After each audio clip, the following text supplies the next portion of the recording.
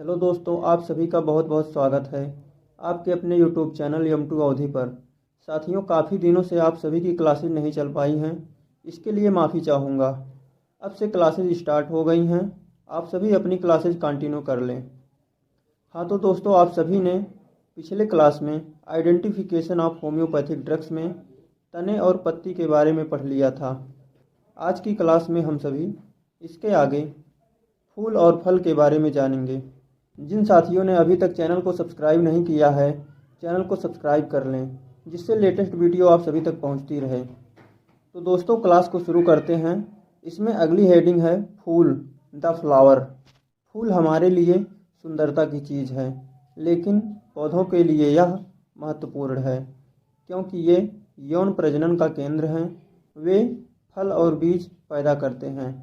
एक फूल एक संशोधित प्ररोह है क्योंकि इसमें गांठें एक दूसरे के बहुत करीब होती हैं। फूलों की पत्तियां क्रमिक चक्रों में व्यवस्थित होती हैं।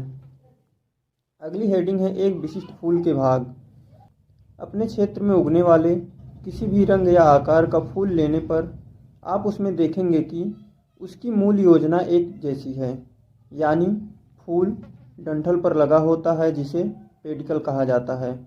पेडिकल में एक सूजा हुआ सिरा होता है जिसे थैलमस या रिसेप्टेकल के रूप में जाना जाता है, जिस पर नीचे दिए गए अनुसार निश्चित क्रम में 4 चक्कर लगाए जाते हैं।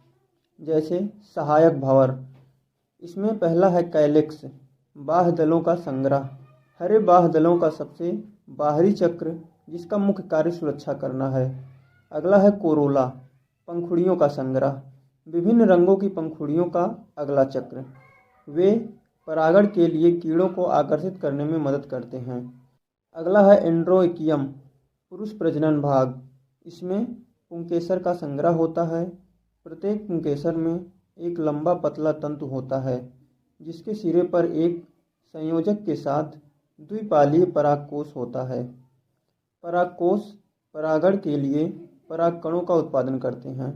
अगला है गाइनोइकियम, महिला प्रजनन अंग। यह केंद्र में स्थित होता है। इसमें अंडप या स्त्री केसर का संग्रह होता है। प्रत्येक कार्पेल के 3 भाग होते हैं। पहला अंडाशय या सूजा हुआ आधार भाग है, एक से कई कक्षों वाला, जिसमें बीजांड होते हैं जो बीज बनाने के लिए निषेचित होते हैं, और अंडाशय फल बनाता है। अगला है स्टाइल, यह अंडाशय और कलंक को जोड़ने वाली लंबी ट्यूब है। अगला है कलंक, यह पराग के लिए ग्रहणशील सतह है। अगली हेडिंग है गर्भनाल, प्लेसेंटेशन। यह वह तरीका है जिससे अंडाशय में प्लेसेंटा वितरित होता है। प्लेसेंटा अंडाशय से अंडाणु के जुड़ाव का बिंदु है। अगली हेडिंग है गर्भनाल के प्रकार, टाइप्स ऑफ प्लेसेंटेशन। इसमें पहला है सीमांत।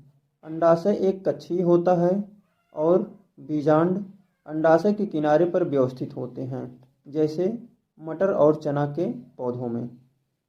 अगला है धुरी। अंडाशय कई कक्षों वाला होता है और नाल पर मौजूद अंडाणु अंडाशय की केंद्रीय धुरी से विकसित होते हैं, जैसे चाइना गुलाब, टमाटर और भिंडी के पौधे। अगला है पार्शिका।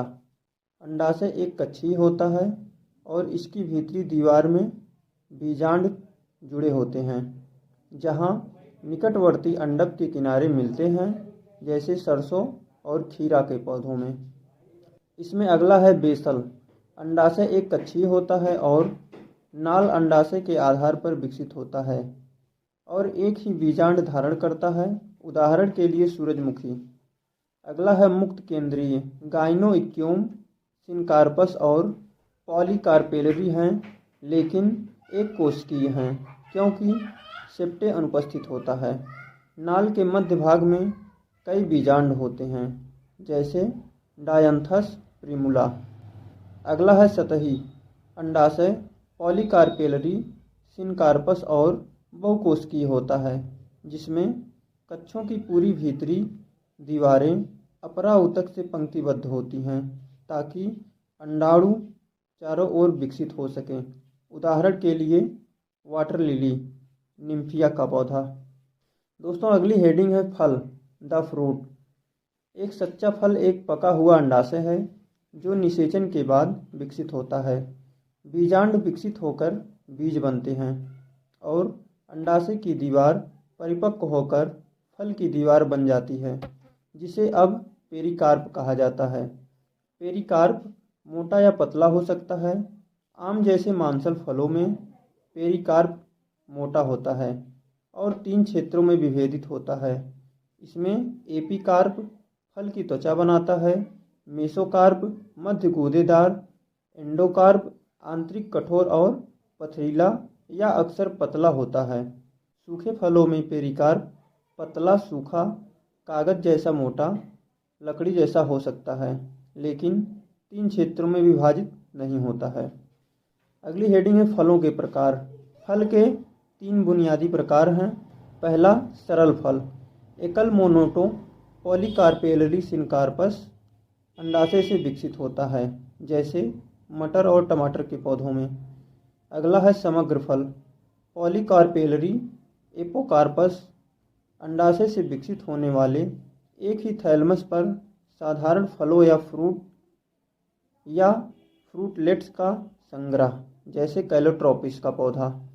अगला है मिश्रित या एकाधिक फल, फल एक साथ लगे कई फूलों से या पुष्पक्रम से विकसित होते हैं, जैसे शहतूत अनानास।